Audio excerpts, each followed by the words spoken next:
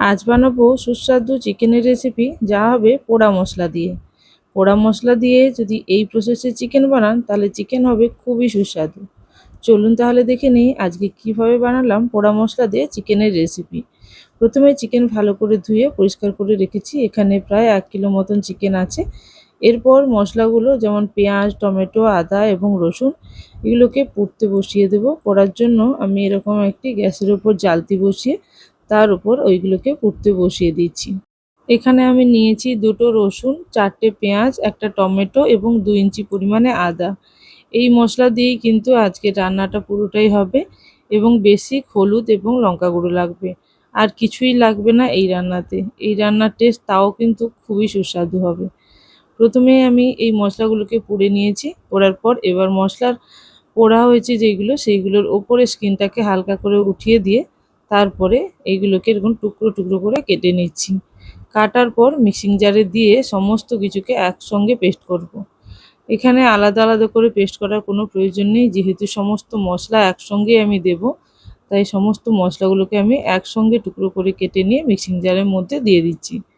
প্রথমে মিক্সিং জারের মধ্যে পুরোটা যেহেতু ধরবে না, তাই আমি অল্প করে দিয়ে প্রথমেই পেস্ট করে নেব। তারপরে পরিমাণ মতো আবারও দিয়ে পেস্ট করে নেব। এখানে আমি জলের ব্যবহার করেছি খুবই অল্প। যদি জলের প্রয়োজন না হয় তাহলে আপনারা জল ব্যবহার নাও করতে পারেন। মশলাটা কিন্তু একেবারে মিহি ব্লেন্ড হতে হবে। আবারও একবার ঘুরিয়ে নেব, এতে করে মশলাটা একেবারে মিহি ব্লেন্ড হয়ে যাবে। মশলা তো আমার রেডি হয়ে গেছে। এরপর চিকেন ম্যারিনেশন করে নিতে হবে।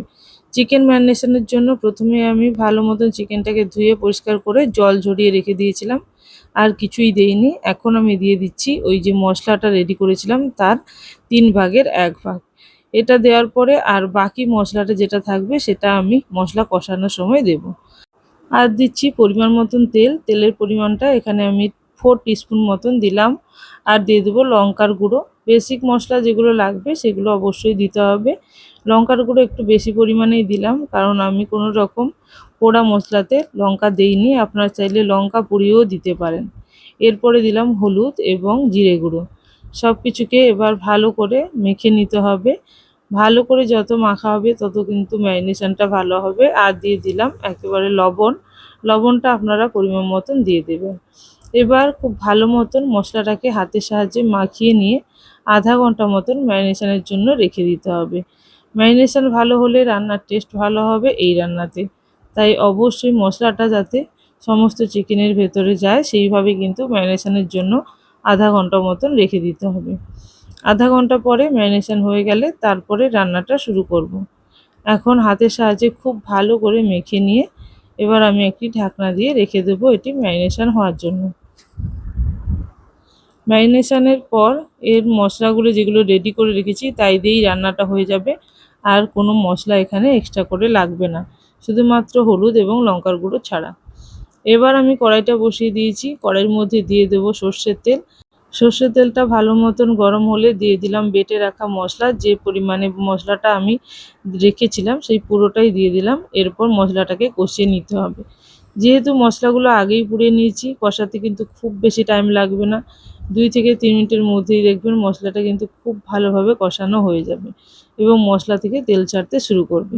এবার দিয়ে দেবো স্বাদ অনুযায়ী লবণ, হলুদের গুঁড়ো এবং লঙ্কার গুঁড়ো। এগুলো বেসিক মশলা অবশ্যই দিতে হবে। লঙ্কার গুঁড়োটা আপনারা স্বাদ অনুযায়ী এখানে দিয়ে দিবেন। আর আপনারা চাইলে লঙ্কা পুড়িয়েও দিতে পারেন। সেক্ষেত্রে কাঁচা লঙ্কা এবং শুকনো লঙ্কা যে কোনো লঙ্কাই আপনারা ব্যবহার করতে পারেন। এখানে মশলাটা কষানো হয়ে গেছে। এবার আমি চিকেনটা দিয়ে দেবো। চিকেনটা অলরেডি আধা ঘন্টা ম্যারিনেশন হয়ে গেছে। এবার আমি মশলার মধ্যে চিকেনটা দিয়ে দিচ্ছি। এই রান্নার টেস্ট একটু কালচে ধরনের হয়, কিন্তু খেতে অপূর্ব হয়। একবার বাড়িতে ট্রাই করে দেখতে পারেন যদি কোনোদিন আগে না বানিয়ে থাকেন। আমার দেখানো প্রসেস অনুযায়ী যদি আপনারা করেন তাহলে কিন্তু রান্নার টেস্ট অপূর্ব হবে।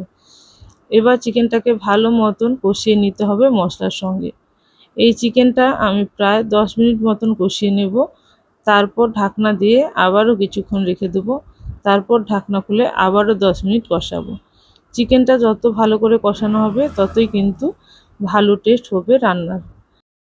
আমি এবার 10 মিনিটের মতন ঢাকনা দিয়ে রেখে দেবো এবং মাঝে মাঝেই কিন্তু নাড়াচাড়া করব। এখানে চিকেন কষানো হয়ে যাওয়ার পরে আমি ব্যবহার করব গরম জল। এখন দেখো 10 মিনিট মতন পরে মশলাটা কিন্তু খুব ভালো করে কষানো হয়েছে এবং চিকেন থেকে অলরেডি তেল ছাড়তে শুরু করেছে। চিকেন আমরা যদি তেল ছাড়া রান্না করি তাতেও কিন্তু এরকম তেল ছাড়তে শুরু করবে। তাই চিকেন যেহেতু তেল দেওয়া আছে তাই অবশ্যই মশলাটা ভালো করে কষানো হলে তেল ছাড়তে শুরু করবে। এরপর ঢাকনা দিয়ে আবারও রেখে দিয়েছিলাম কিছুক্ষণ। এর ফলে কিছুটা জলও বেরিয়েছে এবং চিকেনটাও খুব ভালো মতন কষানো হয়েছে, তেলও ছাড়তে শুরু করেছে। দেখুন চিকেনের কালারটা কিন্তু খুব সুন্দর এসেছে। এরপর আবারও ভালো করে কষিয়ে নিয়ে তারপরে আমি গরম জল এর মধ্যে দিয়ে দেবো। এখন আমি গ্যাসের ফ্লেম একেবারে স্লো রেখেছি। স্লো ফ্লেমে 3 থেকে 4 মিনিট মতন আবারও নাড়াচাড়া করছি, যাতে করে মশলাটা আরেকটু ভালো করে কষানো হয়ে যায়। মশলা এখন কষানো হয়ে গেছে এবং চিকেনটাও কষানো হয়ে গেছে। তাই আমি আমার ছেলের জন্য কিছুটা তুলে রেখে দেবো। তারপর এই মশলার মধ্যে এবং চিকেনের মধ্যে জল দিয়ে দেবো, যাতে করে চিকেনটা আরও ভালো মতন সেদ্ধ হয় এবং গ্রেভিটাও কিছুটা পরিমাণে ভালো মতন থাকে। এবার ভালো মতন কিন্তু কষানোর পরে আমি গরম জল অ্যাড করছি। এখানে প্রয়োজন অনুযায়ী গরম জল অ্যাড করতে হবে। যেইভাবে আপনারা গ্রেভি খেতে চাইবেন সেই অনুযায়ী। আমি এখানে একটু অল্প গ্রেভি খেতে চাইছি, তাই খুবই অল্প গরম জল ব্যবহার করব। এখানে ওই ধরুন 2 বাটি মতন গরম জল ব্যবহার করেছি। এতে করে মশলাটা আর একটু ফুটবে এবং এতে করে চিকেনটাও সেদ্ধ হয়ে যাবে। এবার আমি গ্যাসের ফ্লেম মিডিয়াম রেখে কিছুক্ষণের জন্য ঢাকনা দিয়ে দেবো, যাতে করে চিকেনটা খুব ভালো মতনভাবে সেদ্ধ হয়ে যায়। সেদ্ধ তো হয়েই গেছে 99%, কিন্তু কিছুটা ফুটলে গ্রেভিটা ভালো আসবে, তাই কিছুক্ষণ ঢাকনা দিয়ে রেখেছিলাম। এখন আবারও ঢাকনা খুলে নিয়েছি। দেখুন পুরোপুরি কিন্তু চিকেনটা রেডি হয়ে গেছে। গ্রেভিটাও একেবারে গামাখা হয়ে গেছে। এইভাবে একবার বাড়িতে চিকেন বানিয়ে দেখুন। ভালো লাগলে অবশ্যই কমেন্ট সেকশনে জানাবেন। যদি আমার চ্যানেলটি সাবস্ক্রাইব না করে থাকেন অবশ্যই চ্যানেলটি সাবস্ক্রাইব করে নিয়ে পাশে থাকা বেল নোটিফিকেশনে ক্লিক করে রাখুন।